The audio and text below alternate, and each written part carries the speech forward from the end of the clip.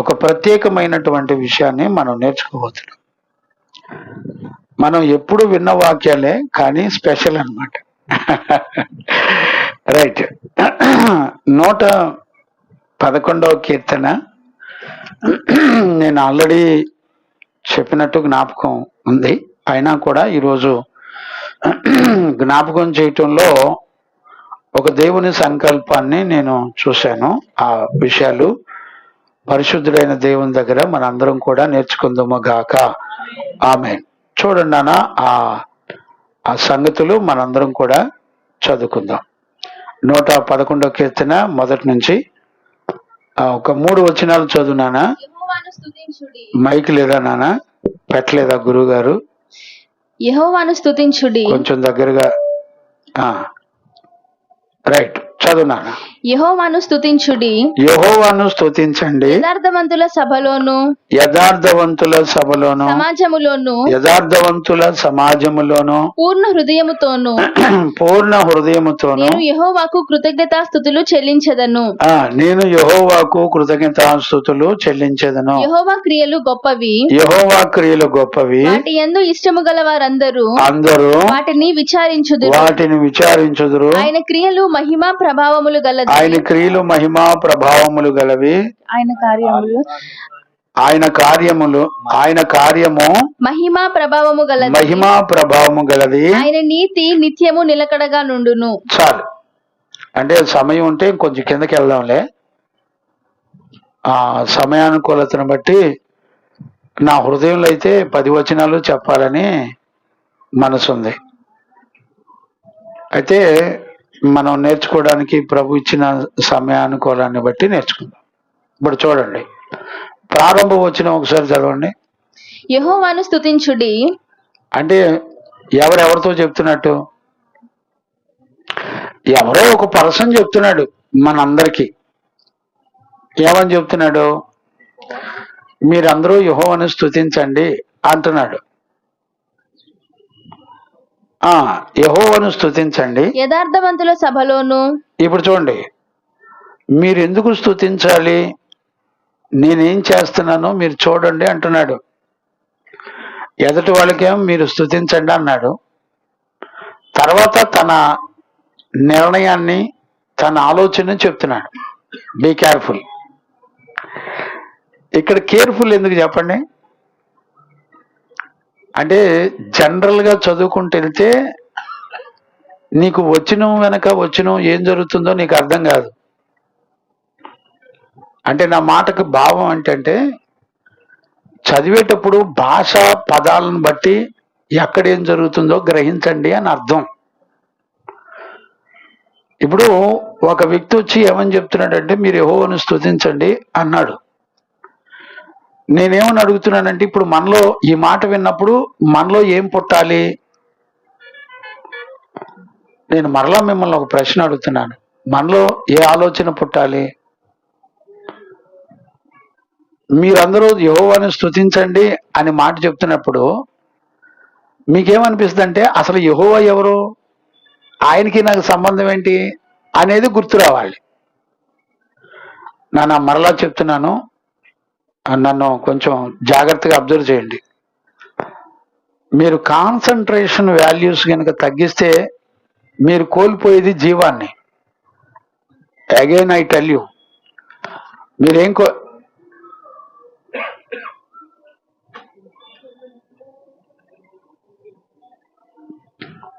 మీరేం కోల్పోతున్నారో మీరు గ్రహించలేరు. మీరు జీవాన్ని పొందడానికి మనందరం వచ్చాం. ఇది దేవుడిచ్చిన అవకాశం. ఇందులో మనం ఏం కోల్పోతున్నామో తెలియకుండా మిస్గైడ్ అవ్వద్దు. రైట్. ఇప్పుడు చూడండి, ఒక వ్యక్తి వచ్చాడు, యెహోవాను మీరు స్తుతించండి అని చెప్పినప్పుడు వెంటనే మనకేం తెలియాలి, ఏం కనెక్ట్ అవ్వాలి అంటే, అసలు యెహోవా ఎవరో నీకు తెలియాలి, నేను ఎందుకు స్తుతించాలో నీకు తెలియాలి. అవునా కదా? ఇది తెలియకుండా కింద వచ్చిన మనం కింద వచ్చిన చదువుకుంటే వెళ్తే మనకు అర్థమైందా? అర్థం కాదు. అంటే మీరందరూ స్తుతించండి అంటే ఇప్పుడు ఎవరెవరికి చెప్తున్నట్టు లెక్క అంటే, యెహోవాని గురించి తెలిసిన వాళ్ళందరికీ తెలిసిన వాళ్ళకి చెప్తున్నాడు ఈ మాట, తెలియని వాళ్ళకి కాదు. అంటే ఇప్పుడు మనందరం ఇక్కడ కూర్చున్నాం నాన్న, ఇక్కడ కూర్చున్న వాళ్ళకి యేసుప్రభు అంటే ఎవరో తెలుసా తెలీదా? కొంచెం నోరులు ఉంటే మాట్లాడితే బాగానే ఉంటది కదా. పోనీ చేతులు ఎత్తండి. యేసయ్య తెలుసా తెలీదా? ఎత్తండి, పర్లేదులే, మీ సొమ్మేం అరిగిపోదు. అరిగిపోయిన వెంటనే తినటానికి కావాల్సింది కూడా పెట్టాడు రాజయ్య, మీకేం బాధలేదు. ఎక్కడన్నా మొహమాటంగా ఉండండి, కానీ దేవుని సన్నిధిలో మీరేం మొహమాటంగా ఉండక్కర్లా. నడి వీధుల్లో ఆయన నీ కొరకు నా కొరకు ఉమ్మి వేయబడి దున్నబడ్డాడు. నీ మనసు ఆయన మనసు రాకపోతే శత్రువుని జయించడం చాలా కష్టం. ఇప్పుడు కొంచెం ఆలోచించండి. అంటే ఇప్పుడు మీరందరూ యెహోవాను స్తుతించండి అని చెప్పాడంటే ఇప్పుడు వీళ్ళందరూ ఎవరు? వినేవాళ్ళంతా ఎవరు అంటే ఖచ్చితంగా దేవుడు అంటే ఎవరో తెలిసిన వాళ్ళు. నెంబర్ 1 ఇక్కడ మనం గ్రహించాలి. ఓకే, బాగుంది. అంటే ఇప్పుడు ఈ ప్రకటన అంతా ఎవరి మధ్యలో జరుగుతుంది ఈ సిచ్యువేషన్ అంటే దేవుడు అంటే ఎవరో తెలిసిన వాళ్ళ మధ్య జరుగుతున్నటువంటి సంగతిలో 111వ కీర్తన. ఓకే, ఇక్కడికి మొదటి వచ్చిన యొక్క వాల్యూ మనకు అర్థమైంది. ఓకే, దెన్ రెండో లైన్ కంటిన్యూ చేయనా? యథార్థవంతుల సభలోను, ఇప్పుడు చూడండి ఏమంటున్నాడంటే యథార్థవంతుల సభలోను సమాజములోను పూర్ణ హృదయముతో యెహోవాకు కృతజ్ఞతాస్తుతులు చెల్లించెదను. నేను యెహోవాకు కృతజ్ఞతాస్తుతులు చెల్లించెదను. ఇప్పుడు ఈ రెండవ లైన్ మాట వాల్యూ ఏంటి అంటే మీరు యెహోవాను స్తుతించండి రండి అని చెప్పిన తర్వాత ఆ రమ్మని చెప్పినటువంటి వ్యక్తి యొక్క స్థిర నిర్ణయాన్ని మనం ఇప్పుడు చూస్తున్నాం. ఆయన మీరందరూ దేవుని సన్నిధికి రండి, మనందరూ దేవుని స్తుతించాలని చెప్పాడు, బాగుంది. చెప్పిన తర్వాత ఏమంటున్నాడంటే అతని నిర్ణయాన్ని చెప్తున్నాడు. అంటే అతని స్టాండర్డ్, చెప్పేవాడి స్టాండర్డ్స్ ఏంటో చూడండి. దేవుని సంగతిలో ఒక వ్యక్తి నోరు విప్పేటప్పుడు నీ స్టాండర్డ్స్ బయటకు వస్తాయి. నీ స్టాండర్డ్స్ లో చెత్త పెట్టుకొని కూర్చుంటే యు ఆర్ ఇన్ అన్ఫిట్. నువ్వు ఫిట్ అవ్వలేవు దేవుని దగ్గర.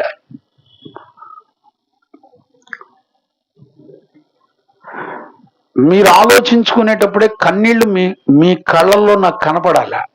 మేము పరిశుద్ధుల దగ్గర ఉపదేశం వినేటప్పుడు మా యవ్వన కాలంలో మేము అలా వింటూ ఉండగానే నాకు ఆ బ్రతుకు లేదని ఒక కన్నీటితో పరిశుద్ధుల మధ్య మేము పశ్చాత్తాపడుతుంటే దైవజనులు గుండెల్లో నా పేరు ఒక ముద్రలాగా ఉండేది. మీకు సీక్రెట్ చెప్పనా? పరిశుద్ధుల గుండెల్లో మీ పేర్లు నానాలా. అది ఎప్పుడు జరుగుద్ది? దేవునితో నీకున్న రిలేషన్ బట్టి నీ పేరు సేవకుడు మర్చిపోడు. నీ జీవితంలో ఎప్పుడైనా ఒక పరిశుద్ధుడు గుండెల్లో నేనున్నానని ఆలోచన ఎప్పుడైనా వచ్చిందా? మన బతుకులకి ఏమి లేదండి, సిగ్గు శరం సీము నెత్తురు ఏముండదు. బరితెగించి భక్తి చేస్తాం, ఇష్టం. భక్తి చేయటానికి నీ చెత్త మైండ్ వాడతావు. ఇప్పుడు పిల్లోడు స్కూల్కి వెళ్ళిన తర్వాత టీచర్ చెప్పిన పాఠాల మీద కాన్సన్ట్రేషన్ చేయాలనే కదా మన అభిప్రాయం. పిల్లల మీద మనకుండే ఆలోచన ఏంటి? టీచర్ చెప్పింది వీడు సరిగ్గా నేర్చుకుంటే వీడు ఫస్ట్ క్లాస్లో పాస్ అవుతాడు. అంతేనా సురేష్ గారు? అంటే మనం ఏం కోరుకుంటాం? ఒక బిడ్డని స్కూల్కి పంపించేటప్పుడు ఇతని కాన్సన్ట్రేషను టీచర్ చెప్పేది అండర్స్టాండ్ అవ్వాలి, గ్రహించుకోగలిగితే నా బిడ్డ క్వాలిఫైడ్గా తను పాస్ అవుతుంది, చాలా క్వాలిఫైడ్ జ్ఞానం వస్తుంది అనే కదా.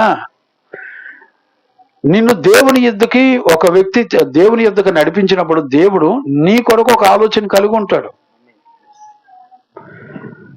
అన్ఫిట్ ఫెలో లాగా, ఒక సోమరపోతుల్లాగా, పాఠాలు నేర్చుకుని ఒక ముద్దోళ్ళలాగా నీ భక్తి పేరు చెప్పి నీ నిర్ణయాలు నీ మైండ్ పనిచేసిన పద్ధతిలో ఫాలో అయితే తోలు ఊడిపోద్ది, గుర్తుపెట్టుకోండి.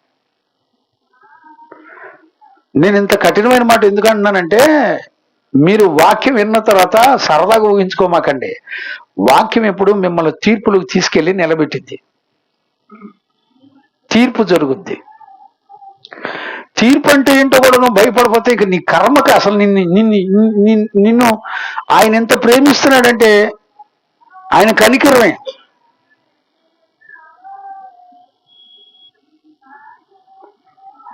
ఇప్పుడు ఒక వ్యక్తి అనుకోండి, ఒక వ్యక్తి దేవునితో సహవాసం కలిగిన ఒక వ్యక్తి ఏమని చెప్తున్నాడంటే, అయ్యా మనందరం స్తుతిద్దాం రండి అన్నాడు. బాగుంది, చాలా బాగుంది. ఈ మాట విన్నప్పుడు మనకేమర్థమైందంటే, అంటే యేసు ప్రభు గురించి మనందరం తెలిసిన వాళ్ళకి చెప్తున్నాడు. ఓకే, ఏం చెప్తున్నాడు ఇప్పుడు అతను?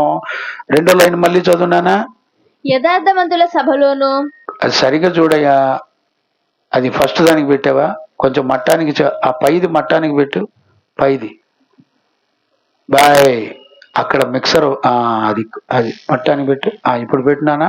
యథార్థవంతుల సభలోను సమాజములోను. సరేలే కానీ వేనండి. ఇప్పుడు ఆయన ఏం చెప్తున్నాడంటే, దేవుని స్తుతించే వాళ్ళందరికీ చెప్తున్నాడు, ఒక విషయం చెప్తున్నాడు. ఏమని చెప్తున్నాడు? అయ్యా అతని నిర్ణయాన్ని చెప్తున్నాడు.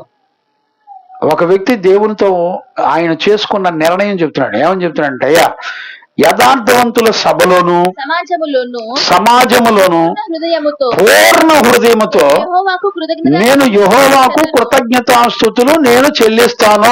అయ్యా నేనేం చేస్తానంటే, నేను ఒక దేవుని పట్ల నేను ఒక నిర్ణయాన్ని తీసుకున్నాను.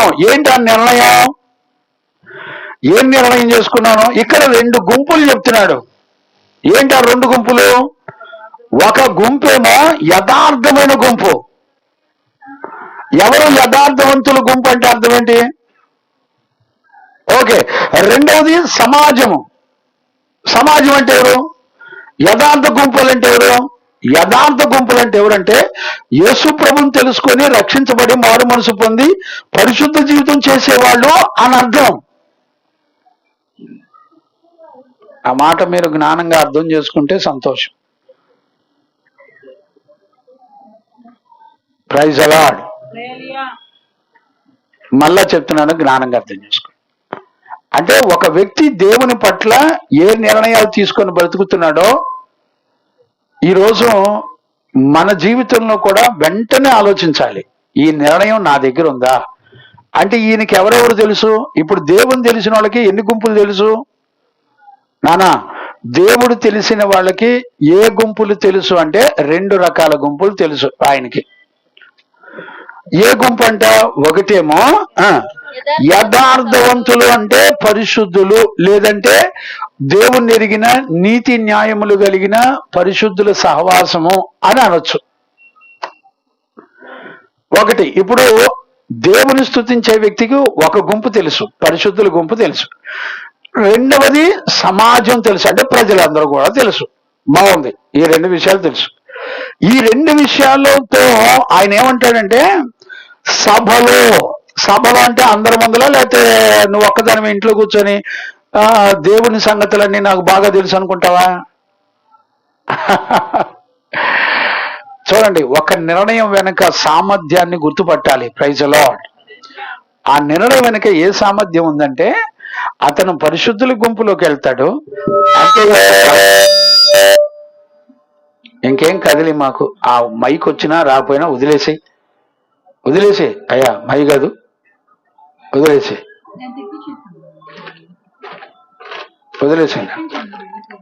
రైట్. దేవునికి మహిమ కలుగునగాక. Praise the Lord. ఈరోజు మనం బ్రెయిన్ షార్ప్ అవ్వాలి. అంటే ఒక మొక్క భూమి లోపల పడిన తర్వాత షార్ప్నెస్ ఎట్లా ఉంటుందో చెప్తున్నా. పడిన తర్వాత ఎలా ఉంటుంది? అది మొక్క మొలిసి బయటకు వచ్చి కనపడుతుంది. అక్కడ రాళ్ళు ఉన్నాయి, అడ్డం మట్టి పిల్లలు ఉన్నాయి, అన్నిటినీ చీల్చుకొని బయటకు వస్తుంది.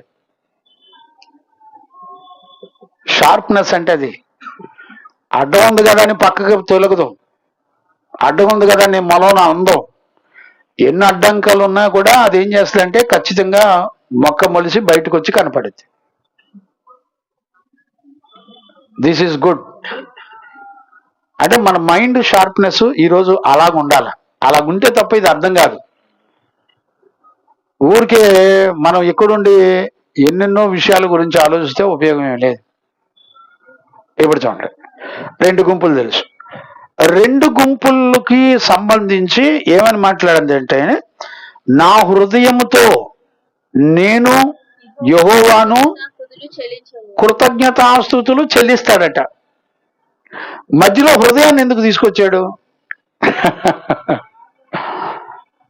ఒక సమాజంలో దేవుని స్తుతించడానికి, ఒక పరిశుద్ధుల గుంపులో దేవుని స్తుతించడానికి హృదయానికి ఏం కనెక్షన్ అంటున్నా నేను. హృదయాన్ని ఒక వ్యక్తి తీసుకొచ్చి, దేవునితో సంబంధం ఉన్నటువంటి వ్యక్తి తన హృదయాన్ని తీసుకొని వచ్చి, నేను నా హృదయంతో దేవుని స్తుతిస్తానంటాడేంటి? అసలు దేవుని స్తుతించడానికి హృదయం కావాలా? అవునా? హృదయం అనొచ్చు, మనసు అనొచ్చు, ఆత్మ అనొచ్చు, నువ్వు ఏదైనా అనుకో, మనస్సాక్షి అనుకోవచ్చు, ఏ పదాలు పడినా దాని అర్థం అదే. ఇప్పుడు పిల్లలు స్కూల్కి వెళ్ళిన తర్వాత చదువు రావట్లేదు అనుకో, మొద్దు మొహోడా నీ మైండ్ ఉపయోగించరా అంటారు. బట్టి పట్టొద్దు, మైండ్ ఉపయోగించి కొంచెం జ్ఞానంగా అర్థం చేసుకో అంటారు. అవునా కదా? ఓకే, అర్థమవుతుందా లేదా? మీకు అర్థం కాకపోతే నా పిల్లలు పడిన ప్రయాస అంతా వృధా అవుద్ది. నేను చెప్తున్నాను, నా బిడ్డల హృదయంలో, సంఘంలో, సమాజంలో పిలుచుకొని నా తండ్రిని ఆరాధించాలి. నేనండి ఈరోజు నా పిల్లలకి మనసు వచ్చినప్పుడు, నేను ఏం చెప్పాలని ప్రార్థనలో కూర్చున్నప్పుడు నా ప్రభుని అడుగుతూ ఉన్నాను, పిల్లలకి ఏ విషయం చెప్పాలి అన్నప్పుడు, ఇదిగో వాళ్ళ హృదయంలో ఉన్నటువంటి ఒక ప్రకటన ఈ 111 దేవుడు జ్ఞాపకం చేశాడు. దేవునికి మహిమ కలుగునగాక. Praise the Lord. జ్ఞాపకం చేసినప్పుడు, ఆ వచనాలు చదువుతున్నప్పుడు నేను మరలా అగైన్ అండ్ అగైన్ మరలా ఒక నూతన హృదయం నాకు వచ్చేసింది. ఇప్పుడు సంఘానికి, సమాజానికి తెలియాల్సింది ఏంటంటే, ఒక విశ్వాసి యొక్క నిర్ణయం తెలియాలి. Praise the Lord. తన హృదయంలో ఉన్న వాంఛ సంఘము ఎదుట, పరిశుద్ధుల ఎదుట బహిరంగంగా తెలియాలి. నేనేమన్నానంటే, దేవుని పట్ల నీకున్న నిర్ణయం ఇతరులకు తెలిసిదండే నీ పిచ్చి భక్తి, నువ్వు నీ తలకాయ చెత్త మొఖాలు వేసుకొని మైండ్ పెట్టండి. నువ్వు పరిశుద్ధులతో సహవాసం చేయకపోతే, ఈరోజు నువ్వు ఈ కోటానికి రాకపోతే, నువ్వెంత మిస్ అయ్యేదానివో నువ్వు ఖచ్చితంగా గుర్తుపట్ట. అంటే ఒక దేవుని ఎరిగిన ఒక వ్యక్తి యొక్క లైఫ్ స్టైల్, అతని లైఫ్ విధానం ఎలాగుందంటే, అతను ఇతరులతో చెప్తూ ఉంటాడు, అయ్యా దేవుని స్తుతించండి, దేవుని మహిమపరచండి అని చెప్తాడంటే, చెప్పిన తర్వాత అతని దగ్గర ఏ హృదయాన్ని చూపిస్తాడంటే, ఇదిగో నా హృదయంలో నేను దేవుని విషయాల్లో ఒక నిర్ణయం చేశానయ్యా, అదేంటో తెలిసినా నేనెప్పుడు స్తుతిస్తూనే ఉంటాను. నా హృదయంతో తీసుకొని వచ్చి కృతజ్ఞతాస్తుతులు చెల్లిస్తాను. ఇప్పుడు రెండు లైఫ్ని ఇక్కడ ఓపెన్ చేసి చూసుకోవచ్చు. ఒకటి స్తుతించటం, రెండవది కృతజ్ఞతాస్తుతులు చెల్లిస్తాడట. రెండు భాగాలు. స్తుతించే అలవాటు లేకపోతే నీకు కృతజ్ఞత కలిగిన మనసు రాదు. Be careful. మీరు భక్తి విధానంలో ఒక మెయిన్ వ్యూని కనుక నువ్వు గుర్తెరగకపోతే, ఆ మెయిన్ లేకుండా మిగతా ఏవి నీ దగ్గరికి రావు.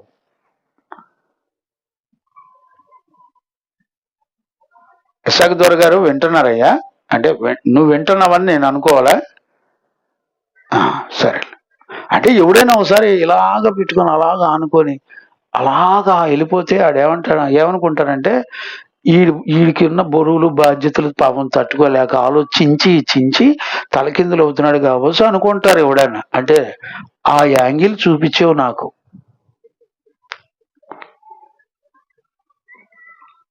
రైట్. తండ్రిగా నేను ప్రేమించి చెప్తున్నానండి, ప్లీజ్ నా హృదయాన్ని దయతో, కొంచెం కఠిన పదాలు వస్తున్నా అది మిమ్మల్ని అనాలని కాదు, కొంచెం మీ హృదయాలు షార్ప్ అయ్యి ఒక పరిశుద్ధులను నడకండి. ఇప్పుడు మన పితరులను దేవుడు ఎందుకు పెట్టాడు చెప్పండి? మాదిరి. ఏంటిదంటే, అంటే అర్థం ఏంటి? వాళ్ళు ఏం చేశారో మనం కూడా అదే చేయాలని, అంతేగాని నీకు నచ్చినట్టు చేయాలని కాదు.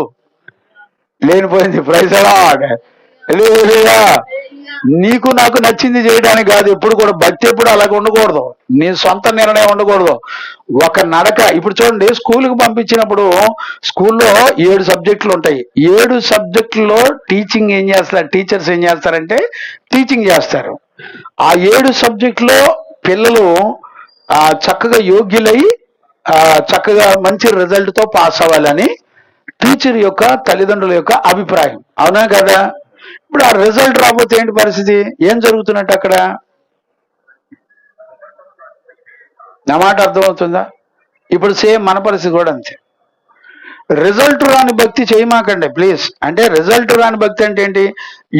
వీడికి నచ్చితే వింటాడు, లేకపోతే లేదు. అంటే వీడి నిర్ణయం, సొంత నిర్ణయం చేస్తున్నాడు. స్కూల్కి వెళ్తాడు, బడికి వెళ్తాడు. బడికి వెళ్ళిన తర్వాత వీడు ఏం చేస్తాడంటే తన ఓన్ డిసిషన్ తీసుకుంటాడు. అవసరమైతే ఒక పీరియడ్ ఉండి రెండో పీరియడ్ గోడ దూకి బయటకు వెళ్ళి బయట రోడ్ల ఏమంటే గిల్లాకాయలో అదేంటిది ఆ చెరుగ్గెళ్ళు పొలాలమ్మటి చెరుగ్గెళ్ళు నరుకొని తినడానికి తిరుగుతూ ఉంటాడు వీడు. అంటే వీడు సొంత నిర్ణయం చేస్తాడు. భక్తిలో మన సొంత నిర్ణయం మన ప్రాణాత్మ శరీరాలను విడిచిపెట్టును గాక. ఈరోజు నేను ఒక తల్లితో మాట్లాడినప్పుడు వెంటనే విధేయత చూపించారండి. నేను జనరల్గా ఒక ప్రేమతో ఒక మాట చెప్పినప్పుడు వాళ్ళు వెంటనే విధేయత చూపించినప్పుడు బిడ్డలను బట్టి నేను కృతజ్ఞతాస్తుతులు చెల్లించాను. మీకు బైబిల్లో ఒక మాట ఉంది, చూపిస్తాను, చూస్తారా? ఫిలిప్పీ పత్రికలో చూడండి, పోనీ 1:9 చదవండి. మీరు శ్రేష్టమైన కార్యములను నానా కొలసి అనుకుంటా, చూడు గుర్తు రావట్లేదు. కొలసి 1:9. అందుచేత రైట్, ఓకే. ఈ సంగతి వినిన నాట నుండి. ఇప్పుడు చూడండి, అందుచేత ఇప్పుడు పౌలు సంఘంతో అంటున్నాడు. ఏమన్నాడంటే ఒక విషయం చెప్పే ముందర అందుచేత అని చెప్పి, అంటే పైన మళ్ళీ చదువుకోండి, నాకు టైం ఉండదు, మళ్ళీ మెయిన్ టాపిక్ పోద్ది. అందుకని ముందుకు దాని తర్వాత మీరు లేజర్ ఉన్నప్పుడు ఇంటి దగ్గర చదువుకోండి, కనెక్టింగ్ చదువునాను. అందుచేత ఈ సంగతి వినిన నాటి నుండి, ఒక సంగతి వినిన నాటి నుండి మేమును మీ నిమిత్తము ప్రార్థన చేయుట మానక. మీరంటే ఎవరు? సంఘం. సంఘముల గురించి అంట మానక ప్రార్థన చేస్తాడంట. నేనేమంటున్నానంటే అసలు మానక ప్రార్థన చేసేంత పనులు వీళ్ళు ఏం చేశారు సంఘం అంటే? అర్థం ఏంటో తెలిసిన? దైవజనుడు ఏ విషయం చెప్పి దేవుని ప్రేమించమని చెప్తున్నాడో వాళ్ళంతా ఏం చేస్తున్నారంటే ఆయన చెప్పినట్టుగా చేసి ప్రేమిస్తున్నారు దేవుని. అందుకనే దేవుని ప్రేమించే పిల్లలనంట దైవజనుడు మర్చిపోలేడంట. మర్చిపోకుండా పళ్ళు మార్లు గుర్తు చేసుకుంటాడంట. ఇప్పుడు ఆ లైఫ్ మన దగ్గర ఉందండి. నీ పిల్లల్ని, నిన్ను, నీ భర్తని మర్చిపోనంతగా సేవకుని దృష్టిలో నువ్వు ఉన్నావా? నీ నిర్ణయాలు ఏంటి? ఇప్పుడు ఈ 111వ కీర్తన రాసిన వ్యక్తి యొక్క నిర్ణయం ఎంత యాక్యురేట్ చూడండి, ఎంత కొలబద్ధతతో ఉందో. నేను ఎందుకు కొలబద్ధత అన్నానంటే ఆయన కొలత దేంతో చూపించాడంటే తన హృదయాన్ని తీసుకొచ్చి చూపించాడు. అయ్యా నేను ప్రార్థన చేస్తున్నాను, నేను కృతజ్ఞతాస్తుతులు చెల్లిస్తున్నాను, నేను దేవుని గణపరుస్తున్నాను, కృతజ్ఞతాస్తుతులు చెల్లిస్తున్నాను అంటలా తన హృదయాన్ని తీసుకొచ్చి పెట్టి చూపిస్తున్నాడు. అంటే అర్థం ఏంటి? హృదయాన్ని ఎరిగిన వాళ్ళు ఎవరు? ఇప్పుడు నోరు తెరవటల్లా. హృదయాన్ని ఎరిగినోడు ఎవరండి? మన హృదయాంతరంగాలన్నీ ఎరిగిన వాళ్ళు ఎవరు అంటే ఇప్పుడు ఎక్కడ తీసుకొచ్చి చూపిస్తున్నాడు? మొదట దేవునికి తను తాను ప్రత్యక్షపరుచుకుంటున్నాడు.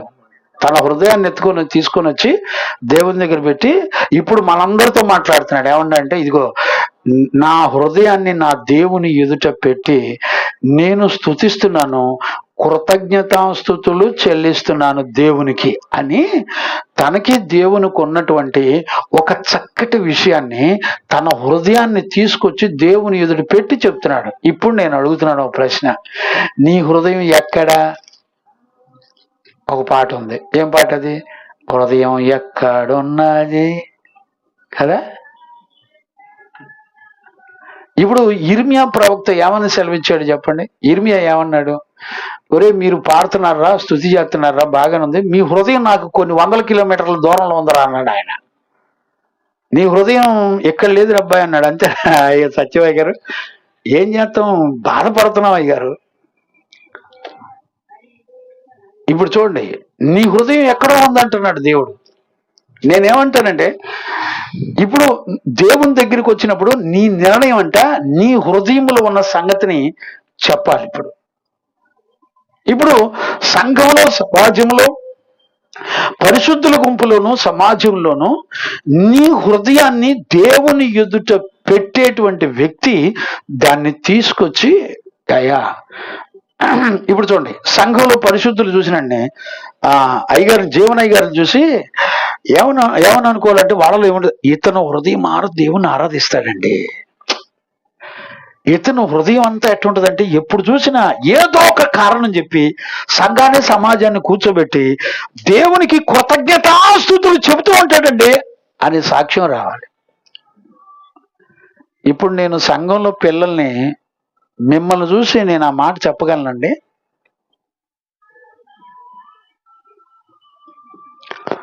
నువ్వు వెళుతున్న సంఘాల్లో నీ సేవకుని దగ్గర ఆ సాక్ష్యం ఉందండి? నీ దరిద్రం ఏంటో, నీ ఆలోచనలు, నీ దిక్కుమాల దరిద్రాలు ఏంటో నాకు అర్థం కాదు. కళ్ళ ముందల కనపడుతున్న దైవజనుడు నీ కొరకు, నీ పిల్లల కొరకు, నీ భర్త కొరకు ఒక సాక్ష్యం చెప్పడానికి నిలబడకపోతే నువ్వు పరలోకం వెళ్ళిపోయి తీర్పునన్నీ జయించి పరలోకం వెళ్ళిపోయి పరలోకంలో దేవునితో యుగయుగాలు ఉంటానని ఎగురుతున్నావా? Be careful. మనం ఒక సత్యాన్ని దేవుడు తన మాట ద్వారా తెలియజేస్తాడు. ఈ సత్యము నిన్ను ఎప్పటికీ దేవుణ్ణి కలుసుకునేటట్టు నిన్ను ప్రిపరేషన్ చేస్తుంది. ఈ సత్యానికి సంబంధం లేకుండా నీ భక్తి ఉంటే యు ఆర్ ఇన్ అన్ఫిట్.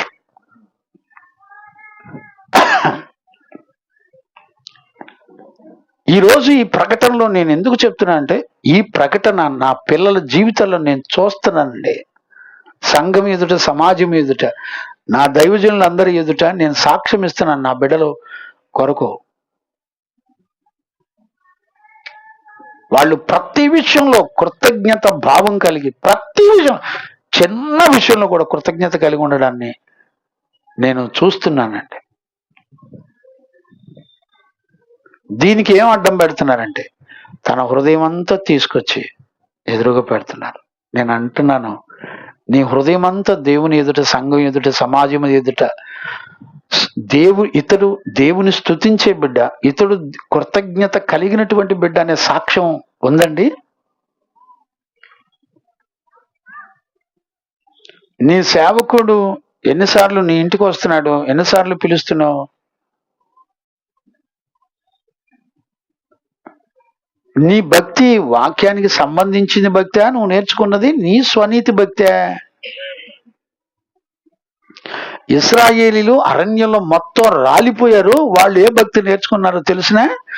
వాళ్ళంట తమ సొంత నీతి ద్వారా దేవుని వెంబడించారు గనక వాళ్ళు ఆ పాలు తేనెలు ప్రవహించేది కానానుకు ప్రవేశించలేకపోయారని రాసింది. ఈరోజు నేనేమన్నానంటే, మనం చేసే భక్తి ఏ ఉపదేశాన్ని చూసి, ఎవరి జీవితాన్ని చూసి నేర్చుకున్నది? ఏం చూసి నేర్చుకుంటున్నావండి? నువ్వు నేర్చుకున్నది దేవుడు నేర్పి నీ నేర్చుకుని భక్తి చేస్తున్నావా, మన సొంత ఆలోచన ప్రకారం భక్తి చేస్తున్నామా? రోమా 10:3 చదవండి. రోమాపత్రిక, రోమన్స్ 10:3. వారు దేవుని నీతి నెరుగక. ఇప్పుడు చూడండి, ఇశ్రాయేలు ప్రజలు 40 సంవత్సరాలు అరణ్యంలో నడిచారు, 430 సంవత్సరాలు శ్రమల్లో బతికారు. ఆ శ్రమల్లో దేవునికి మొరపెడితే దేవుడు విడిపించి తీసుకొచ్చాడు. కానీ సాక్ష్యం ఏముందో చూడండి. వాళ్ళకి ఏమి తెలియదంట, రాయపు గారు ఏం తెలియదంట, దేవుని నీతి తెలియదు. మరి ఏం నీతి తెలుసు అంటే అర్థం ఏంటి? అంటే వీడు పరిశుద్ధులు నేర్పిన జీవితం నేర్చుకొని భక్తి చేయలా అంటే వీళ్ళకి సొంత నడకుంది, వీళ్ళకి ఒక ఆలోచన ఉంది. అటు కాదులే ఎట్టా, అటు కాదులే ఎట్టా అని నీ సొంతగా తిరగేసుకుంటే అది మాడి చేస్తుంది.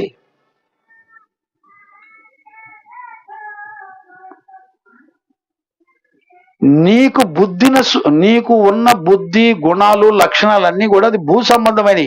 నీ తల్లిదండ్రుల నుంచి, నీ దగ్గర నుంచి, నీ పితరుల దగ్గర నుంచి వచ్చినవి అన్ని కూడా దేవుని చేత శపించబడినాయి. శపించబడిన ఆలోచనల నుంచి నీకు శ్రేష్టమైనది ఎట్టొస్తుంది?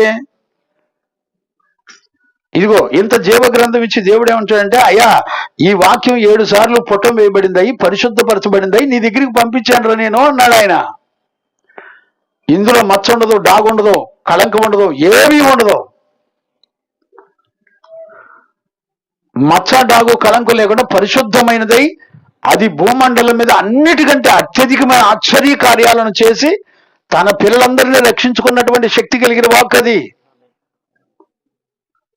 ఊరికే నువ్వు నేను అనుకుంటే వచ్చింది కాదు, ఇది రుజువు చేయబడి వచ్చింది. ఇది వాక్యం అన్ని పరీక్షల్లో పాస్ అయి వచ్చింది వాక్యం ఇది. ఇక భూమండలం మీద నీకు శ్రేష్టమైనది ఇంతకంటే ఏదీ లేదు. ఇప్పుడు దేవుని వాక్యం చెప్తున్న సత్యం ఎంత చక్కటి స్పష్టతతో కూడినటువంటి ఒక వ్యక్తి దేవుని విషయాల్లో ఒక నిర్ణయం చేసుకుంటే అంటే తన హృదయాన్ని తీసుకొచ్చి దేవుని ఎదుట, సంఘం ఎదుట, పరిశుద్ధుల ఎదుట పెట్టి చూపిస్తాడంట. మరి నీ భక్తికి సాక్ష్యం రుజువు ఎవరెవరు?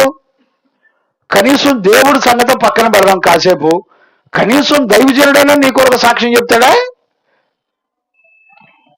ఏంటంటే నువ్వు చేసే భక్తి ఎవరి కోసం, ఎక్కడి నుంచి నేర్చుకొని చేస్తున్నావు భక్తి?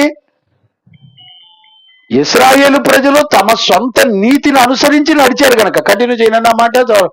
రోమా 13 కంటిన్యూ చేయి.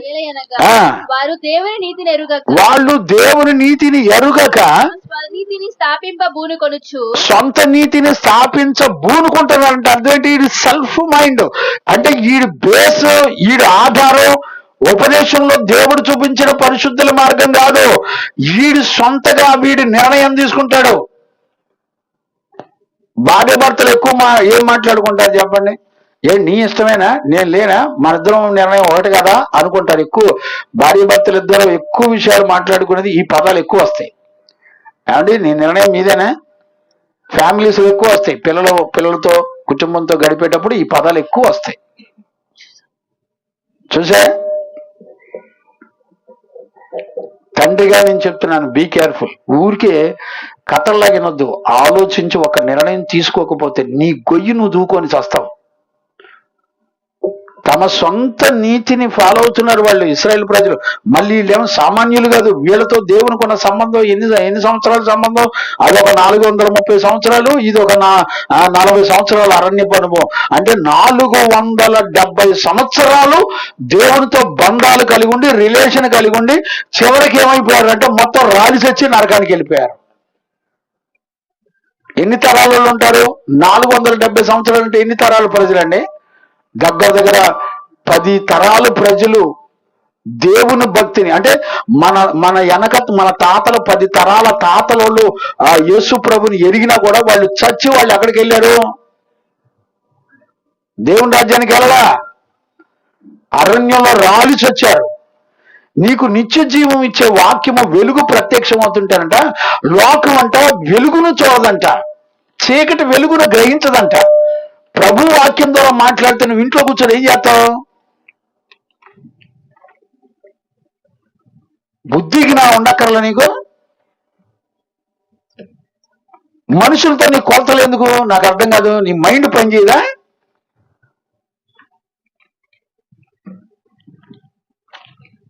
పరిశుద్ధ జీవ గ్రంథం అన్న శబ్దం వినపడితే డ్యాగలాగా వాలిపోవాలి. ఎందుకో తెలిసిన నీకు కావలసిన జీవం అక్కడే దొరుకుతుంది. Praise the Lord. నీ లైఫ్ కావలసిన జీవం మొత్తం అక్కడ దొరుకుతుంది. మీ టీచర్లు వచ్చి పిల్లలకి ఉచితంగా నేను ట్యూషన్ చెప్తానండి పంపించండి అనే శబ్దం వస్తే ఏ తల్లిదండ్రులు వదిలిపెడతారండి? అయ్యగారు, సత్యం అయ్యగారు, ఇప్పుడు మీరు కూడా ఇద్దరు పిల్లల్ని పెంచి పెద్ద చేసి మ్యారేజ్ చేసి పంపించారు, అవునా? అయ్యగారు కూడా 3 బిడ్డలు పెంచి పెద్ద చేసి మ్యారేజ్ చేసి మనవల సంతానాన్ని ఆయన ఊగుతున్నాడు ఉయ్యాల. ఇప్పుడు ఆయన అడిగితే ఏం చెప్తాడు? అట్ట చెప్పి టీచర్ దొరికితేనా అంటాడు. అవునా కాదా? ఆలోచించండి. ఇప్పుడు నీ ఉద్యోగంలో జాయిన్ అయింది మీ అమ్మాయి. ఉద్యోగంలో జాయిన్ అయిన తర్వాత పిల్లలకి అదే ఉద్యోగంలో జాయిన్ అయిన వాళ్ళకి అక్కడ ఆఫీస్ నాలెడ్జ్ అంతా ఆ మేనేజర్ గారు, అమ్మ మీరు ఒకరోజు సండే కూడా రండి, నేను వర్క్ షెడ్యూల్ అంతా నేర్పుతానంటే, బాబాయ్ ఆదివారం నేను ఎందుకు వస్తాను అంటారా? ఓ అబ్బో, ఈ నాలెడ్జ్ ఉంటేనే ఉద్యోగం ఉంటుంది, ఈ నాలెడ్జ్ లేకపోతే ఉద్యోగం చేయకపోతే డబ్బులు రావు, జీతం రావని, అయ్యా నీ దండం ఆయన, ఎంతసేపు కావాలంటే అంతసేపు ఉంటాను అంటారా లేదా? ఇప్పుడు గనక ఈ రాత్రి 1 గంట ఎక్కువ చేస్తే మీ ముఖాలు అప్పడ చెప్పల్లాగా మారిపోయి విచిత్రమైన కళ్ళతో రెండోసారి కూటం పెడితే రాకూడదు, అంతే అయిపోయింది. అవునా? జ్ఞానం గల్లవాడు ఏం చేస్తాడో తెలిసిన, జ్ఞానాన్ని వృద్ధి చేసుకుంటాడంట. అబ్బా, దొరికినట్టు అయ్యా నేర్పండి అయ్యా బా. దాని విలువ తెలిస్తేనే కానీ, తల్లిదండ్రులకు చదువు విలువ తెలుసు కాబట్టి ఏం చేస్తారు, మాస్టర్ టీచర్ గారు ఇప్పుడు నిహాల్ గారికి తెల్లవారులు క్రికెట్ ఇక్కడ కనుక నెట్ గిట్టేసి బయటికి వెళ్లకుండా వాళ్ళు పెట్టేసి మొత్తం ఒక మాస్టర్ వచ్చి, నేను ఇక్కడ నేర్పుతారా అన్నమానండి, ఇక నాన్నగారు గాల్లో ఎగురుకుంటా, వెల్కమ్ సార్, అవసరమైతే టీ కాఫీ, అంతేనా నిహాల్ బాబు? ఏంటి అటు కాదా? ఏంటయ్యా ఇంటికి రాకుండా గ్రౌండ్ లో ఉంటేనే పరిగెత్తుతున్నావు కన్నయ్యా. ప్రైజ్ అలాడ్. నేనేమంటానంటే ఒక ఆలోచన విధానాన్ని మీరు గ్రహించండి అంటున్నాను నేను. ఒక వ్యక్తి వచ్చి దేవుని ఎదుట తను బతికే విధానాన్ని చూపిస్తున్నాడు మనకి మాదిరి. బాబు, this is true life, we have come and see in my heart. మీరు చూడండి, నా హృదయాన్ని చూడండి. నా హృదయంలో నేను ఒక నిర్ణయం చేసుకున్నా. ఏంటిది? నువ్వు ఎప్పుడు చూసినా సంఘం కానీ, సమాజం కానీ, నీతివంతులు కానీ, దైవజనులు కానీ, ఊరోళ్ళు కానీ, ఎవడు చూసినా బాయ్ ఇతను ఏం చేస్తూ ఉంటాడంటే ఎప్పుడు ప్రార్థన స్తోత్రం చెప్తా ఉంటాడండి, ఎప్పుడు చూసినా కృతజ్ఞత కోటాలు పెట్టుకుంటూ ఉంటాడండి. ఈ పని అంతా ఈయన జీవితం మొత్తం వీళ్ళ ఇంట్లో వాళ్ళందరూ చేసే పని ఏంటంటే దేవుని స్తుతిస్తూ ఉంటారు, కృతజ్ఞత కలిగి బ్రతుకుతూ ఉంటారు. ఇదండి వీళ్ళ జీవితం అనే సాక్ష్యం రావాలండి. ఆ సాక్ష్యమే ఈ 111వ కీర్తన. ఓకే, ఇప్పుడు మనకి ఏమర్థమైంది? ఒక్క వచనం అర్థమైందని నేను అనుకుంటున్నా. అర్థమైందా లేదా? ఓకే, ఒక్క వచనం కొరకు ఒక నిర్ణయం తీసుకోవాలి. తీసుకున్నారా? ముగింపు ప్రార్థనలో అందరూ నిర్ణయం చేసుకుందాం. Praise the Lord. హల్లెలూయా. ఏమలేండి, కొన్ని మాటలు వస్తున్నాయిలే కానీ మింగుతున్నా ఏమనలేక, మళ్ళీ ఏమంటే వీళ్ళు రెండోసారి రారని అదొక భయం. ఇప్పటికే కొంతమంది నిర్ణయాలు చేసుకుంటారు, అసలు ఈ తొర్రిపళ్ళ పాస్టర్ గారి దగ్గరికి అసలు రాకూడదు, పొలి లేకపోయినా గట్టిగా చెబుతున్నాడు అనుకుంటారు. రైట్, ఇప్పటికీ ఒక వచనం అయింది దేవుని కృపను బట్టి అని నేను అనుకుంటున్నానులే, అయిపోయిందని నేను అనుకుంటున్నాను. మరి మీరు ఎంతమంది అనుకుంటున్నారో నాకు తెలియదు. రైట్, 2వ వచనంలోకి వెళ్ళండి నాన్న. యెహోవా క్రియలు గొప్పవి. ఇప్పుడు చూడండి, సెకండ్ స్టెప్ ఏం చేస్తున్నాడు? ఒక వ్యక్తి తన హృదయంలో ఉన్నటువంటి ఒక నిర్ణయాన్ని పరిశుద్ధులకి, సంఘానికి, సమాజానికి చూపించిన తర్వాత తన హృదయాన్ని, సెకండ్ స్టెప్ అతని లైఫ్ స్టైల్ ఎలాగుంటుందో చెప్తున్నాడు. ఏం చెప్తున్నాడు చెప్పండి, మళ్ళీ చదువునానా? యెహోవా క్రియలు గొప్పవి. అంటే ఇతనికి ఏం తెలుసు? ఇప్పుడు ఇతనికి తన హృదయంలో ఉన్న ఒక చక్కటి నిర్ణయాన్ని సంఘానికి, సమాజానికి తెలియజేయడం తెలుసు. రెండవది ఇంకోటి ఏం తెలుసు అంట? ఏం తెలుసు? దేవుని కార్యాలన్నీ కూడా తెలుసు అంట. కొట్టండి, చప్పట్లు కొట్టండి గట్టిగా. Praise the Lord. హల్లెలూయా. నేనేమంటానంటే, ఒక భార్య భర్తలు ఉన్నారనుకోండి, ఇల్లు కట్టుకోవాలనే నిర్ణయం ఉంటుందా ఉండదా? ఈ నిర్ణయం ఎంతమంది తెలిసింది? ఇల్లు కట్టుకోవడానికి నీకు నిర్ణయం ఉంటుంది. పిల్లల్ని ఏంటిదే డాక్టర్ని చేయాలి, అంతేనా? మగడు డాక్టర్ చేయాలి, అది నిర్ణయం ఉంటుంది. అవునా? ఎన్ని నిర్ణయాలు ఉంటాయి మనలో చెప్పండి. నేనేమంటానంటే, ఒక దేవునితో సంబంధం ఉన్నటువంటి వ్యక్తికి అతని జీవితంలో ఎలాంటి నిర్ణయాలు ఉంటాయంటే, దేవుని స్తుతించి కృతజ్ఞత కలిగిన మనసు కలిగి ఉండేటువంటి శ్రేష్టమైన నిర్ణయాలు ఉంటాయండి వాళ్ళలో. Praise the Lord. ఇప్పుడు దేవుని ఆత్మ మనందరూ ఈ జీవితం కనపడుతుంది. దేవుని స్తుతించి కృతజ్ఞత కలిగిన మనసు సంఘంలో, సమాజంలో, నా హృదయంలో ఉన్న దేవుని ప్రేమించే విషయాలు మొత్తం అందరికీ తెలిసే విధంగా అంతేకాకుండా ఆయనతో దేవునితో సంబంధాలు, ఆయన ఏ కార్యాలు చేస్తాడో తెలిసినోడు అంటండి. Praise the Lord. బా, నాకు ఇది ఇందాక నేను ధ్యానం చేస్తున్నప్పుడు నా ప్రాణం అంతా నూతన పరచబడిందండి. నా హృదయం తలంపులు అన్నీ కూడా మరి ఎక్కువగా నాకు ఈ బతుకు లేదేంటి అనిపించింది మళ్ళొకసారి. నాలో ఈ కృతజ్ఞత కలిగిన మనసు, లేకపోతే స్తుతించే మనసు, ఈ రెండు, ఈ 111లో ఉన్న సంపూర్ణత నాలో లేదని నేను సిగ్గుపడ్డ దేవుని ఎదుట. ఇది నన్ను బాగా దర్శించింది.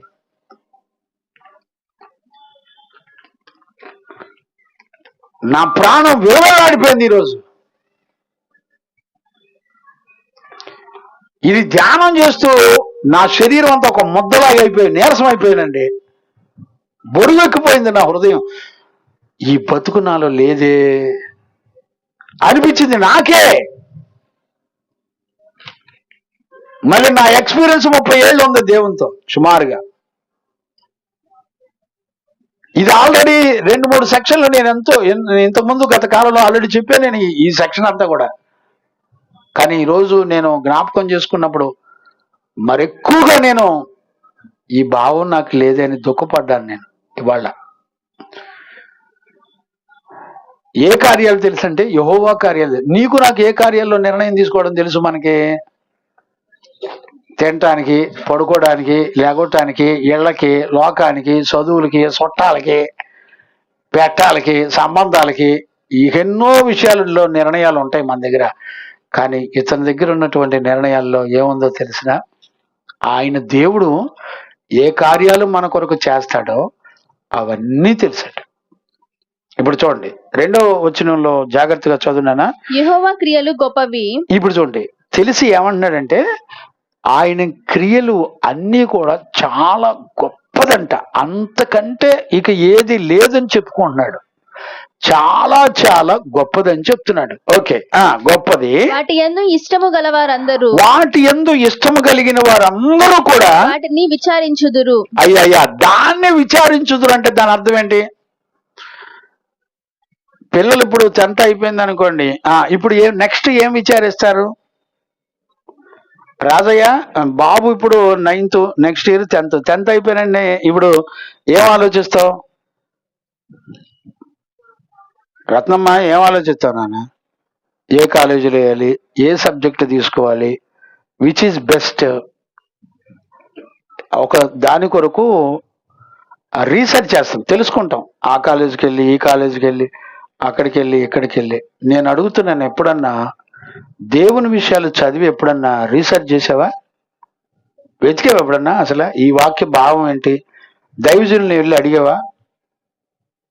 నిన్న ఒక తల్లి నా దగ్గరకు వచ్చి మాట్లాడుతున్నప్పుడు, దేవుని ఆత్మ ఒక విషయం గురించి మాట్లాడుతున్నప్పుడు ఆ తల్లి ఇచ్చిన సాక్ష్యం ఏంటో తెలిసిన, అయ్యా ఈ విషయాలు మరి ఎక్కువగా తెలుసుకోవాలి, నేను మిమ్మల్ని విడిచిపెట్టి వెళ్ళాలని అనిపించలేదయ్యా.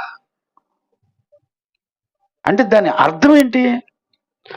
యెహోవా కార్యాలు, ఆయన ఏం కార్యాలు చేస్తాడో ప్రత్యక్షత వాక్యంలో నుంచి దొరుకుతున్నప్పుడు అంతకంటే శ్రేష్టమైన స్థలం ఏది లేదంట. ఏది ఎన్నదగింది కాదు అని అంటారు. దావీదైతే అంటాడు, అయ్యా నేను రాజునైతే అవ్వచ్చేమో కానీ చిరకాలని మందిరాలలో బతకాలనుందయ్యా, పచ్చని వలి ఒక వల్లే నేను ఎప్పుడు చూసినా నీ మందిరాలు, నీ పాదాల దగ్గర బతకాలనుంది. Praise the lord. ఏంటంటే అంత నిర్ణయం ఎక్కడ తీసుకున్నారంటే అందులో ఉన్నటువంటి సంగతులు, ఆయన చేసే కార్యాలన్నీ కూడా తెలుసు. ఇప్పుడు ఈ వ్యక్తిలో 111లో ఉన్నటువంటి వ్యక్తి, ఈ విషయాలు చెప్పేటువంటి వ్యక్తికి ఏం తెలుసు అంటే, ఒకటి దేవుని స్తుతించడం తెలుసు, కృతజ్ఞతా స్తోత్రాలు, కృతజ్ఞత కలిగిన జీవితం తెలుసు.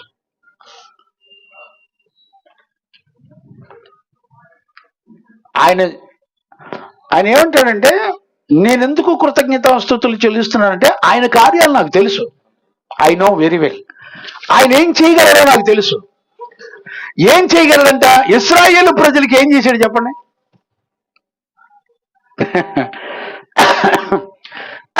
ఆయన చేసిన కార్యాలు మనుషులు మర్చిపోవడానికి వీలు లేనంతగా ఉంటాయి అవి. ఇప్పుడు చూడండి, మన పితరులకు దేవుడు చేసిన కార్యాలు ఎవడన్నా మర్చిపోతాడండి? ప్రపంచంలో ఏ తండ్రి అయినా తన పిల్లల్ని బట్టలు మాయకుండా, వస్త్రాలు చెప్పులు అరగకుండా, దుమ్ము పడకుండా ఏ తండ్రి అయినా ప్రపంచంలో బిడ్డను పెంచగలడా? ఇప్పుడు నువ్వు ఎవరి దగ్గరికి వచ్చావో తెలిసిన? అలాంటి తండ్రి చేతులకు వచ్చావు. ఇంతకంటే శ్రేష్టమైంది నీకు ఆయన కార్యాలు చాలా గొప్పవి అని ఎందుకు చెప్తున్నాడు? ఆ పని పాట లేకుండా చెప్తున్నాడు ఏంటి? ఆయన కార్యాలు ఎలాంటివి అంటే సముద్రం అంటూ వస్తే చీల్చి పారేస్తాడు అంతే. Praise the Lord. హల్లెలూయా. పర్వతాలు లెగిసి వెళ్ళిపోతాయి అంతే.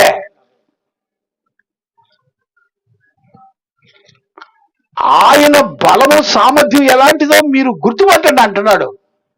నేనంటాను, నిన్నెవరన్నా టచ్ చేసి అయ్యా యేసు ప్రభు గురించి ఏంటి ఆయన అదంటగా ఇదంటగా అంటే, ఆయన గురించి, ఆయన కార్యాల గురించి, ఆయన గొప్పతనం గురించి నీ నోరు తెరవగలుగుతావా? నీ దరిద్రం ఏంటో, నీ బతికేంటో అసలు యేసయ్యకే తెలియాలా? అసలు యేసు ప్రభు అంటే ఎవరో నాకు తెలియదు సార్, నాకు ఆయనకు అసలు ఏం సంబంధం లేదు అంటది నీ దెయ్యం. అయినా నా హృదయం యేసయ్యకి ఇప్పుడు నేను అన్నా కూడా నా మనసులో ఏముందో బాగా తెలుసు. చెత్త మొహం అని నీ బతుకు జీవితంలో ఎవరైనా సరే, నేనైనా సరే, నేనైనా నువ్వైనా, మనం ప్రభుని ఎన్నడూ కలుసుకోలేం. సుత్తి ప్రసంగాలు ఎక్కువైపోయాయి. దేవుడు నేను దీవిస్తాడు. ఏంది దీవించేది?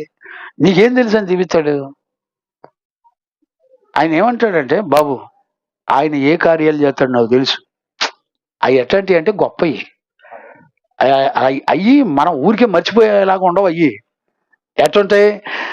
నీ 10 తరాలు 100 తరాలు సంవత్సరాల కూడా, ఇన్ని కోట్ల మంది తరాల ప్రజలు కూడా తరతరాలు చెప్పుకునే విధంగా ఉంటాయి. అంత అన్లిమిటెడ్ గొప్ప కార్యాలు ఆయన చేస్తాడు. ఇప్పుడు నీకు చిన్న దెయ్యం ఉంది, అక్కడ ఉంది, ఆ ఇంట్లో ఒకళ్ళకి చిన్న దెయ్యం పట్టింది, అక్కడికి వెళ్ళి చిన్న ప్రార్థన చేయాలంటే వెళ్తావు నువ్వు?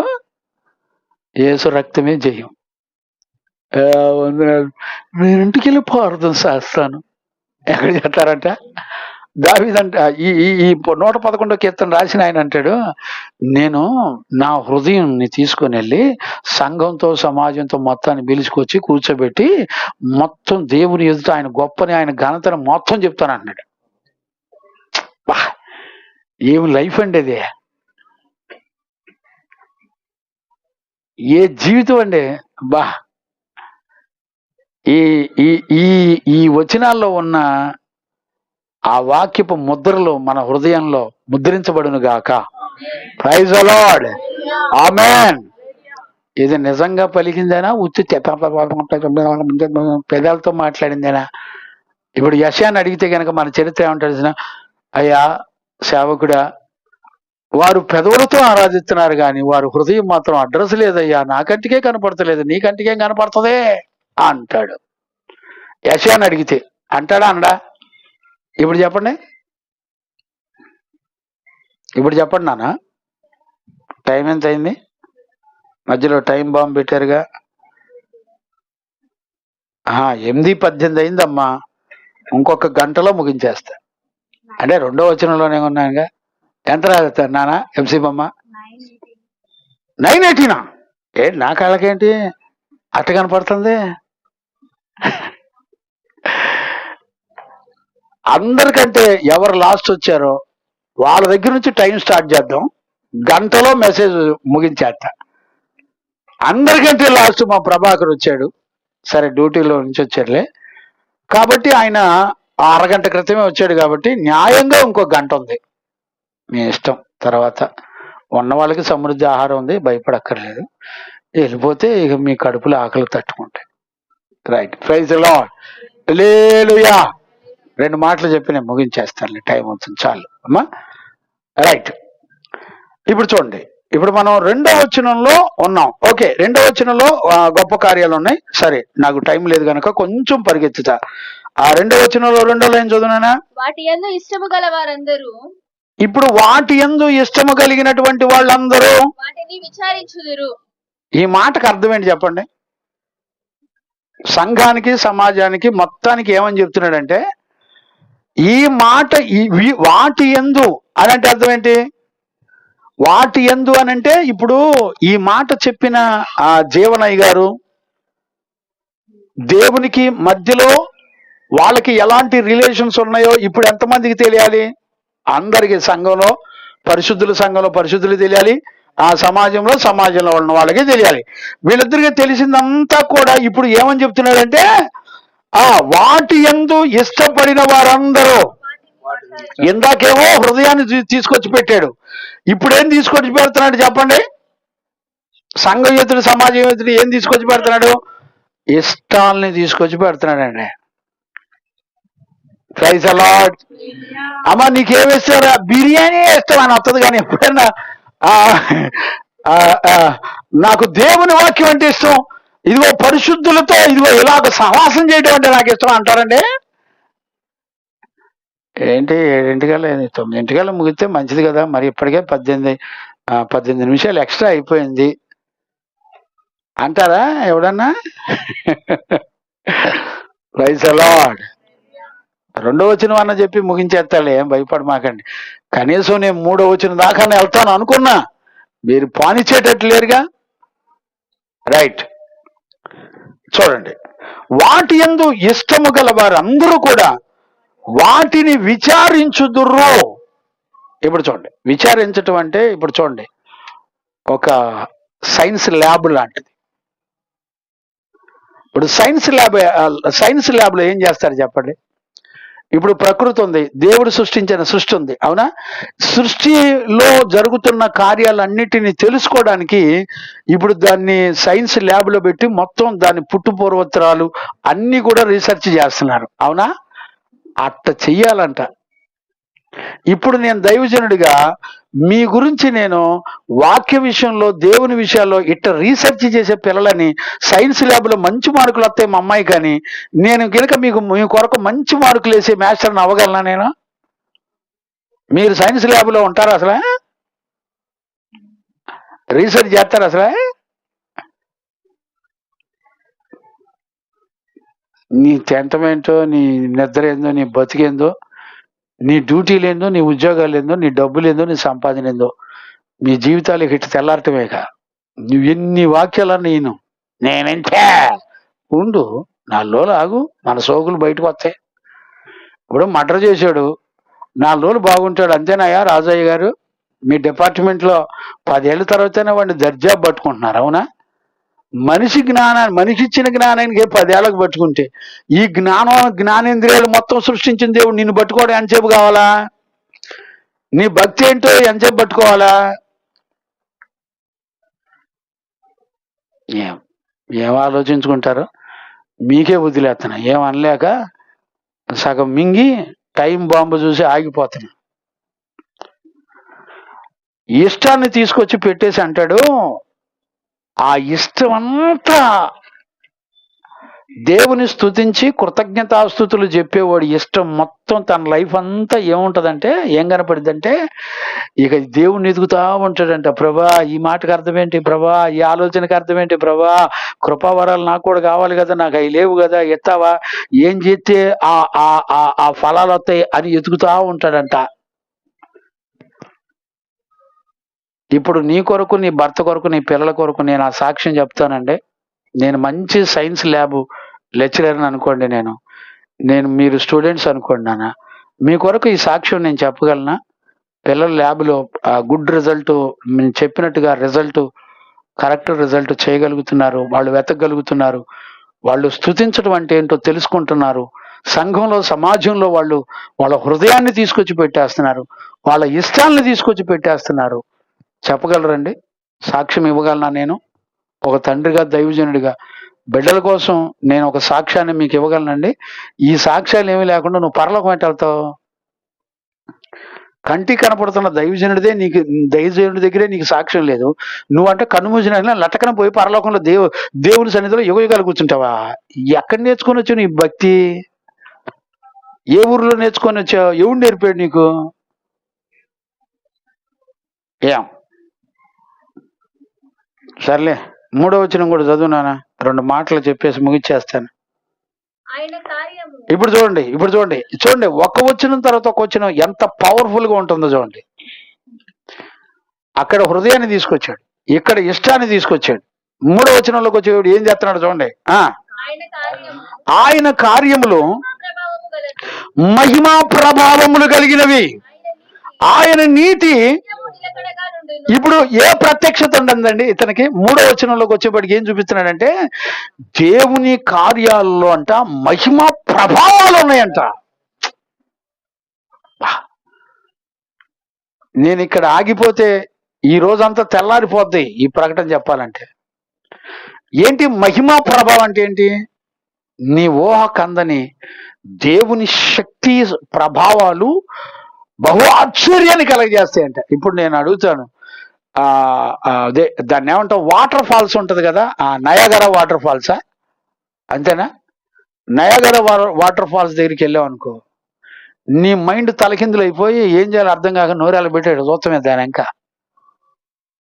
అవునా? ఒక పెద్ద పర్వతం దగ్గరికి వెళ్ళి నుంచుంటే, ఒక మంచు కొండ దగ్గరికి వెళ్ళండి, హిమాలయ పర్వతాలకు వెళ్ళండి, నీ కళ్ళు సరిపోతాయా? ఆలోచనకు అందిద్ది అసలు.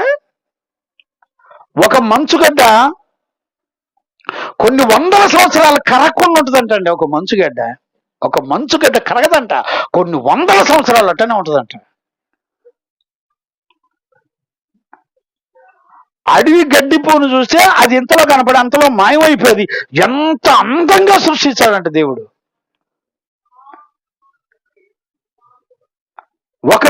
ఒక విశ్వాసం కలిగినటువంటి వ్యక్తి ఏం చూపిస్తున్నాడండి ఇతరులకే? దేవుని మహిమ ప్రభావాలను ఎరిగిన అనుభవంలో ఉన్నాడంట. ఇంకేమంటే ఆయన నీతి న్యాయాలు ఎటువంటి ఏంటంటే నిత్యము నిలకడగా ఉంటాయంట. ఏం ఇవి నీ హృదయానికి అర్థమైతేనండి ఆయన మహిమా ప్రభావాల్ని చూడగలిగిన కన్నులు నీకు నాకుంటే ఎంత బాగుండో. ఒక్కొక్క వచనంలో ఒక్కొక్క లైఫ్ స్టైల్ని చూపిస్తుంటే పిచ్చెక్కిపోతుందండి. ఆ ప్రకటన ఎట్ట చెప్పాలి నాకు అర్థం కావట్లా. నేను జస్ట్ ఊరికే ఇంకా ప్రకటన విప్పలా జస్ట్ చదివిచ్చి చెప్తున్నానంటే, అక్కడ ఉన్నది వివరిస్తున్నాను అంతే. అక్కడ ఉన్నది వివరిస్తుంటేనే మన మైండ్ హీట్ ఎక్కుతుంది. అసలు ఈ భక్తి కోణాలు ఒక్కటన్నా మన దగ్గర కనపడిద్దా? అరముక్కన్నా వెంట్రుక ఎదర మొనంతన్నా కనపడిద్దా భక్తి కోణం? ఈ కొలతలో చూస్తే కనపడతాం. అన్ని స్టైల్ భక్తే. ఆడిని చూడ, ఈ నాడిని చూడ, ఈ స్టైల్ భక్తులు తప్ప ఏమీ లేవు. ఇక సంఘానికి వస్తే ఆ అమ్మ నిన్ను పొగడ, ఈ అమ్మ నన్ను పొగడ, నీ చీర బాగుందనా, నీ బట్టలు బాగున్నాయనా, నీ సోకులు బాగున్నాయనా, బల డ్రెస్ వేసుకొచ్చాక ఏం ఇంట్లోకి వెళ్ళి కళ్ళగా అంటూ ఉంటుంది. రేపు పొద్దున ఎట్టయినా సరే ఆ చీర చాలా బాగుంది, నాకైతేనా అసలు బొమ్మ ఎరగదీసినట్టు ఉంటుందా అనిపిస్తుంది.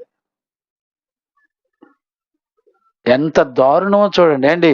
ఒక వ్యక్తిని దేవుని నమ్మినోడు అండి, సంఘం ముందల సమాజం ముందల ఎట్ట బతుకుతున్నాడు తెలిసిన, ఆయన కార్యాలు చాలా గొప్పవి అండి. ఆయన కార్యాలు మహిమా ప్రభావాలతో ఉంటే ఆయన కార్యాలు ఎలాంటి తెలిసినా అని చెప్తున్నాడండి.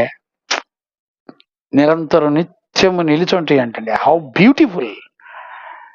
ఇప్పుడు నీ పిల్లల్ని టచ్ అయితే మీకేం మమ్మీ నాకు ఫోన్ బాగా టచ్ చేయటం వచ్చు అని చూపిస్తున్నారు. డ్రెస్సులు ఎక్స్ట్రాడినరీ డ్రెస్సులు వేసుకోవడం చూపిస్తున్నారు. అందం మోసకరమైన వాటిని నేర్చుకొని మన పిల్లలు మన కళ్ళ ముందర మోసకరమైన విద్యలు బ్రతుకులు బతుకుతుంటే చూసి మా అమ్మాయి ఎలా అసలు అవునా, ఈ మాటలు ఇయే మన బతుకులన్నీ. ఈ బతుకు నీలో నాలో ఉంటే బాగుండండి. Praise lord. 3 వచనాల్లో లైఫ్ మనలో కనపడతలేదు. ఎన్ని సంవత్సరాలు పట్టింది 3 వచనాల్లో ఉన్న లైఫ్? 3 వచనాల్లో ఉన్న లైఫ్ మనలో చూపించడానికి మనకి ఎన్ని సంవత్సరాలు కావాలా? 100 ఏళ్ళు సరిపోతా? మన ముందలో ఉన్న పితరులు అట్ట బతికారండి.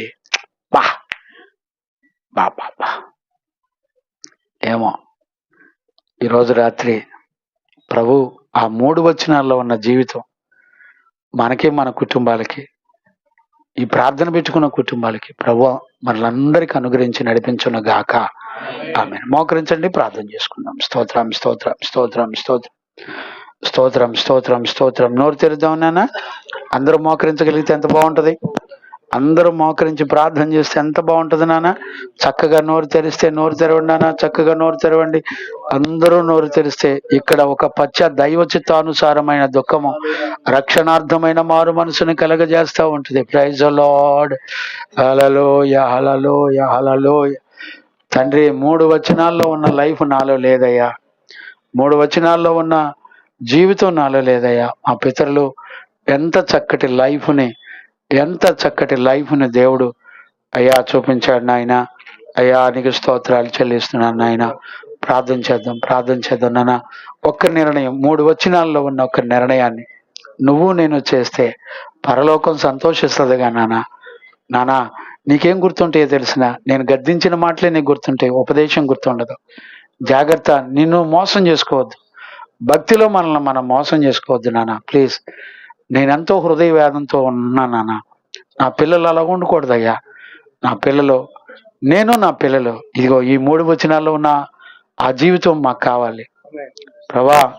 మేము ఇతరుల జీవితాల్లో ఇతరులకు నేను అలా కనపడాలయ్యా. పక్కనోడికి నేనేం చెప్పాలంటే, అయ్యా రండి మనం దేవుని స్తుతిద్దాం. పక్కనోడికి ఏం చెప్పాలంటే, ఇదిగో నా హృదయాన్ని తీసుకొచ్చి చెప్తున్నా. నేను ఎల్లప్పుడూ సంఘం ఎదుట, సమాజం ఎదుట, పరిశుద్ధుల ఎదుట, ప్రజలందరి ఎదుట నేను హృదయమారా నా దేవుని స్తుతించి గణపరుస్తాను. కృతజ్ఞతాస్తుతులు చెల్లిస్తున్నాను. ఆయన చేసిన మేలులన్నీ అన్నీ కావు. ఇంకా 4వ వచనం నుంచి 9 దాకా చదివితే అద్భుతకరమైనటువంటి కృతజ్ఞత ఎందుకు కలిగి ఉంటున్నాడో రాశాడండి. మీరు ఇంటికి వెళ్ళి పరవశించండి. మీరు ఇంటికి వెళ్ళి ఆ వాక్యాలు చదివి ఆనందించండి. Please, I tell you truly please. ఈరోజు ఎలాగైనా సరే దేవుని కార్యాలు నేను చూడాలి. ఈరోజు ఎలాగైనా సరే ఒక నిర్ణయం నేను చేసుకోవాలి. ప్లీజ్ నాన్న, ప్లీజ్.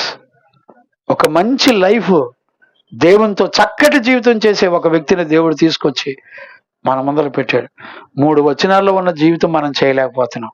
మరి బైబిల్ అంతా అంటే ఎంత, మన భక్తిలో ఎంత వెనకబడున్నాం నాన్న. నిజంగా ఒక దైవజనుడిగా హృదయమారా కోరుకుంటున్నాను. నేను, నా పిల్లలు ఆ 3 వచనాల్లో ఉన్న లైఫ్, అంతేకాదు 111లో ఉన్న 10 వచనాల లైఫ్ నాకు కావాలి, నా బిడ్డలకు కావాలి.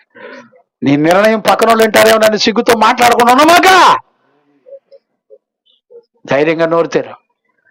నీ హృదయంలో ఉన్న మాటలు నీ పక్కన వాళ్ళకి కూడా తెలియకపోతే ఎలాగా? నేను మోసం చేసుకోవద్దు నాన్న. Please, I tell you. ఒక తండ్రిగా నేను చెప్తున్నాను. ఒక వ్యక్తిని జీవ గ్రంథంలో అతన్ని కూర్చోబెట్టి రాయించాడు దేవుడు. అతను ఎలాంటి జీవితం చేస్తున్నాడు చెప్తున్నాడు. అయ్యా నేను సంఘం ఎదుట, సమాజం ఎదుట పిలిచి నా హృదయంలో ఉన్న విషయాల్ని చెప్తున్నాను. నేను ఆయన గొప్ప కార్యాలు వివరిస్తున్నాను నేను. ఓహో తండ్రి కృతజ్ఞతాస్తుతులు చెల్లిస్తాడట, దేవుని స్తుతిస్తాడట. అయ్యా నువ్వు నీ కుటుంబం, పరిశుద్ధుల సంఘాన్ని, సమాజాన్ని పిలుచుకొని నిత్యము దేవుని స్తుతించాలా. ఆయన కార్యాలు ప్రకటించాలా. ఆయన చేసే మహత్కార్యాలు, అద్భుతమైన కార్యాలు, ఆయన మహిమా ప్రభావాల గురించి అనేకులకు చెప్పగలగల. నీ వీధిలో నుంచోబెట్టు, చుట్టుపక్కల వాళ్ళందరినీ పిలుచుకో. ఎంత చక్కటి అనుభవం అండి. ఒక విశ్వాసం కలిగిన వ్యక్తి దేవుని ఎదురు ఏ జీవితం చేస్తున్నాడు నాన్న. ఈ రోజు రాత్రి ఒక మంచి నిర్ణయం తీసుకొని వెళ్ళకూడదా? సహవాసం చేయకూడదా నాన్న? దాక్కోవాలా నాన్న? ఏం చూసి దాక్కుంటున్నావు? నీకేం మాటలు ప్రకటించబడుతున్నాయి? ఏమన్నా దెయ్యం మాటలు చెప్తున్నాను నేనేమన్నా? అంటే వాక్యంలో లేనిది మీకేమన్నా చెప్పి మిమ్మల్ని మోసం చేస్తున్నానా? దేవుని ఆత్మ తన స్వరం వినబడుతున్నప్పుడు నువ్వెందుకు అలా ఉంటున్నావు? వద్దు బిడ్డ, తండ్రిగా నేను చెప్తున్నా. నా మనసు అంతా ఏంటో తెలిసిన, మీరు నాతో పాటు సమానంగా క్రీస్తు స్వరం పేరులోకి వెదగాలి. ఆయన పోలికలు నీలో నాలో కనపడాలా. ఆయన స్వరూపం ఉండాలా. నీ సొంత నిర్ణయాలు మాను, నీ సొంత ఆలోచనలు వద్దు. ఒక తల్లి గురించి నీకు సాక్ష్యం చెప్పా. ఆ బిడ్డ అమ్మా కాదు, ఇలా కాదన్నప్పుడు వెంటనయ్యా మీరే మాట చెప్తే ఆ మాటే. తురాంధానమ్మా షబలకన తుర పక్కన తుర. Thank you lord. ఒక మంచి బిడ్డల్ని సంపూర్ణతగా సిద్ధపరచాలని ఒక నిండు హృదయంతో బ్రతుకుతున్న దైవజనుడిగా మీ కొరకు నేను సాక్ష్యం ఇచ్చేవాడిగా ఉండాలా. నీ కుటుంబం కొరకు ఒక సాక్ష్యం ఇచ్చేవాడుగా, నీతిమంతులు నిలబడాలా. అబ్రహాము నిలబడుతున్నాడు. తన తమ్ముడు సొదొమ గొమొర్రాలో ఉంటే అడ్డంగా నిలబడుతున్నాడు. అయ్యా ఒక నీతిమంతుడు అడ్డంగా నిలబడి బతిలాడేవాడు ఉండాలా నీకు నీ కుటుంబానికి? ఉందా ఈరోజు? ప్లీజ్ నాన్న, ఒక మంచి నిర్ణయం తీసుకో. ప్రార్థన చేసుకుందాం. మన మధ్యలో ఉన్న దైవజనులు ఇద్దరు కూడా ఒక చిన్న ప్రార్థన చేస్తారు. అయ్యా చేయండి. హల్లెలూయా హల్లెలూయా హల్లెలూయా. దేవా రాజాది రాజా ప్రభుల ప్రభా నీకే స్తోత్రమైన Thank you, Lord. పరిశుద్ధాత్మ దేవా నీ దాసుని వారు పిలిచి మాతో మాట్లాడ ప్రభా నేను స్తుతించబడి అయా యెహోవాను స్తుతించి